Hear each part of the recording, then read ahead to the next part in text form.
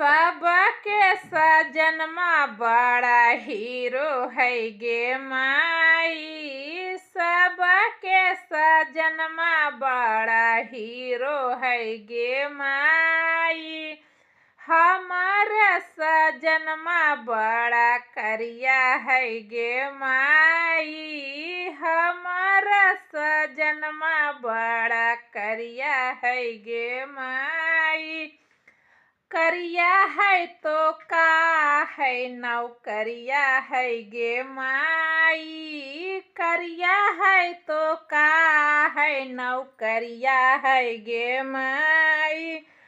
हमारी सजनमा बड़ा करिया है गे माई। करिया है तो का है अधिकरिया है गे माई। करिया है